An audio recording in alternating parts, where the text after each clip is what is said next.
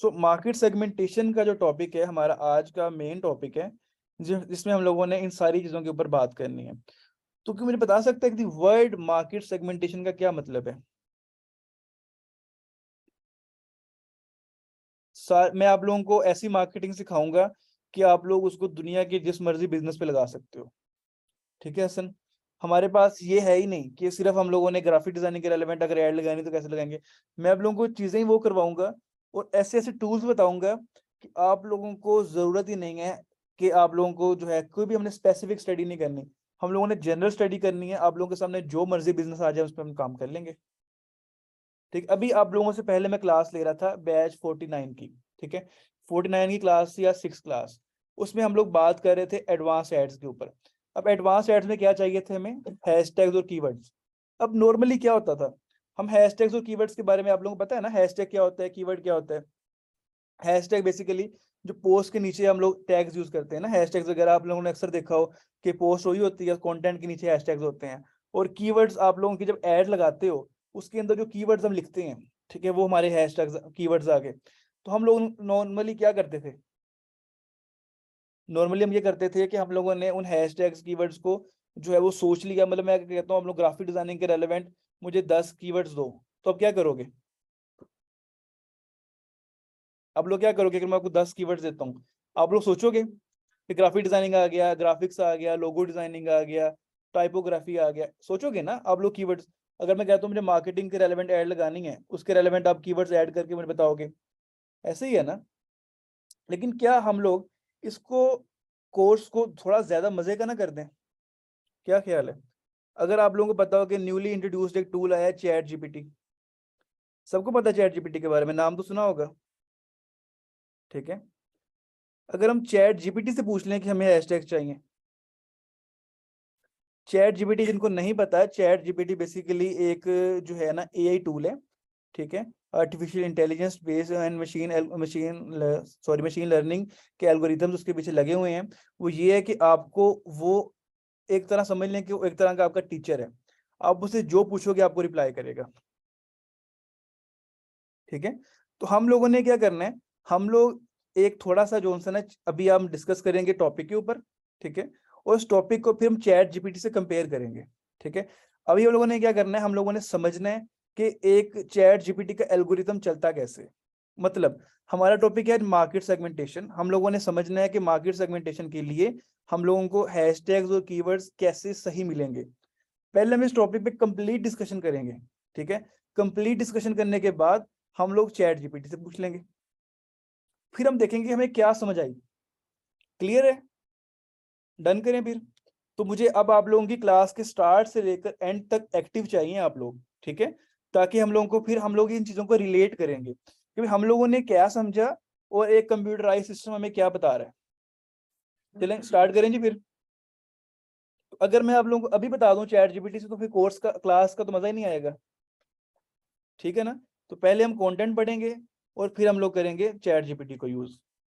और एक चीज, हमारा जो कोर्स है उसके अंदर डिस्कशंस भी इन्वॉल्व है। ठीक है, डिस्कशन के साथ साथ हमारे पास टेक्निकल वर्क भी इन्वॉल्व है। ठीक है, तो अब आज की जो क्लास है, ठीक है, आज की क्लास के अंदर हम लोग जो सा है वो पढ़ेंगे आप लोगों ने मार्केट सेगमेंटेशन कैसे करनी है। ठीक है, और फिर हम लोग कल वाली क्लास में इसको टेक्निकली अप्लाई करेंगे। मेरी बात समझ रहे हो आप लोग? आज की क्लास में हम लोगों ने ये समझना है कि ऐड लगाने के लिए हमें क्या कुछ चाहिए, कौन सी इंफॉर्मेशन चाहिए जो हमें एज ए कंटेंट समझनी चाहिए। ठीक है, और जो कल वाली क्लास है, जो आप लोगों की संडे वाली क्लास है, उसके अंदर इन सब चीजों को टेक्निकली अप्लाई करके हम लोग रियल टाइम पे एक एड रन करेंगे इंस्टाग्राम के ऊपर। बात समझ आ गई कि आज का टॉपिक हमारा बहुत ज्यादा इंपॉर्टेंट इसलिए है, आज थ्योरी है कल प्रैक्टिकल है। तो नॉर्मली हमारे पास इस तरह ही हुआ करेगा कि एक दिन हमारी पास जो है वो थ्योरी हुआ करेगी, अगले दिन उसका प्रैक्टिकल होगा। ठीक है, और प्रैक्टिकल भी इस तरह होगा कि आप लोगों को मैं एक प्रॉपर चीज समझाऊंगा और उसके रेलेवेंटली मैं आप लोगों को एक गाइड वीडियो दूंगा, फिर आप लोग सेम चीज को अगेन प्रैक्टिस करके मुझे सबमिट करोगे। ठीक हो गया जी? चलें, अब टॉपिक पे आते हैं कि मार्केट सेगमेंटेशन क्या है। अब मुझे मार्केट सेगमेंटेशन के अपने माइंड से बताओ कि मार्केट सेगमेंटेशन क्या होता है। रुबाब शाहिद जो है वो ब्लू स्क्रीन से, वो बाल पॉइंट से हमारे स्क्रीन के ऊपर जो है वो कोई निशान शुन लगा रही हैं।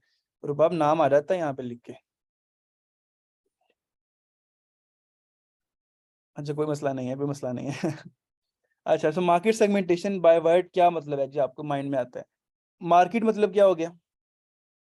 मार्केट ऑडियंस होगी ना, जब आप कहीं जाते हो तो वो तो मार्केट होगी ना आपके पास। तो सेगमेंटेशन का वर्ड का मतलब क्या है? क्या सेगमेंटेशन को हम कह सकते हैं कि पार्ट्स में डिवाइड करना? तो मार्केट सेगमेंटेशन को हम लोग कंप्लीट वर्ड को कह सकते हैं कि मार्केट सेगमेंटेशन, जिस तरह यहाँ पर शकीब ने भी बता दिए, कि ऑडियंस की डिवीजन है। बाय वर्ड तो समझ आ गया हमें कि market segmentation is basically the division of the market. लेकिन division of the market on what basis? हम किस लिहाज से मार्केट को डिवाइड करेंगे? मैं एक लाइन कहता हूँ कि अगर आप लोगों के पास सारा जहान है, तो क्या सारा जहान आपका जो है वो आपकी बन सकता है ऑडियंस?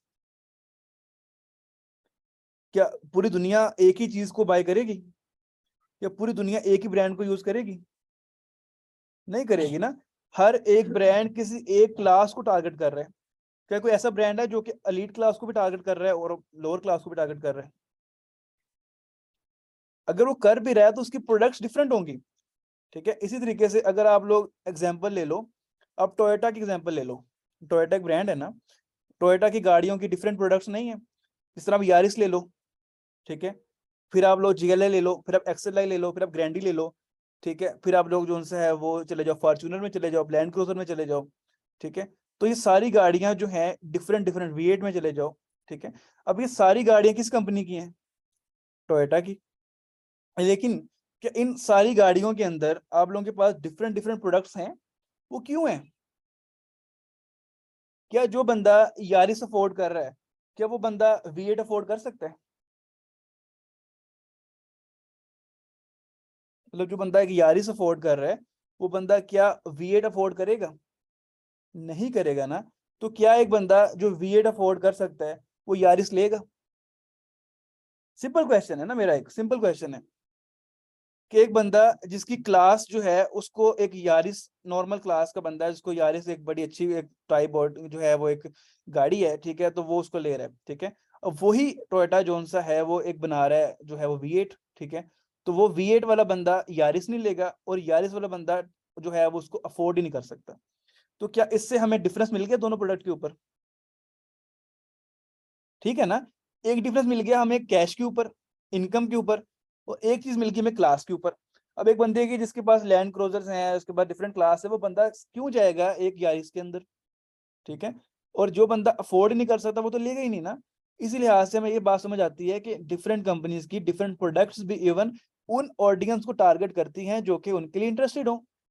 तो बेसिकली एक शॉर्ट वर्ड्स में अगर मैं कहूँ तो मार्केट सेगमेंटेशन का मतलब ये है कि हम लोगों ने एक ऐसी स्ट्रेटेजी बनानी है किसी एक प्रोडक्ट के लिए कि उसको ऐसी ऑडियंस को दिखाया जाए जो कि उसको बाय करने में इंटरेस्टेड हो। समझ आइए बात की। हम लोग एज ए कंपनी बात नहीं करेंगे, जिस तरह टोयोटा की बात की है मैंने। ठीक है, इवन दो अगर मैं मर्सिडीज की बात करूं, मर्सिडीज की लोअर क्लास जो गाड़ी भी है, बिल्कुल लो एंड कार भी है, वही बहुत सारे लोग अफोर्ड नहीं कर सकते। ठीक है, और फिर अगर आप उसकी हाई क्लास की बात करो, ठीक है, वो तो फिर आपको बहुत कम लोग अफोर्ड कर सकते हैं। ठीक है, अब हम लोगों ने क्या करना है, हम लोगों ने डिफरेंट कंपनीज की डिफरेंट प्रोडक्ट्स की एग्जांपल लेनी है, और हम लोगों ने अपने माइंड को इस तरह से ट्रेन करना है कि हमें कैसे पता चलेगा कि इस ऑडियंस को ये चीज चाहिए। अब खुद सोचो ना, अगर हमें ये चीज समझ आ गई तो सारी गेम समझ आ गई। क्या ख्याल है?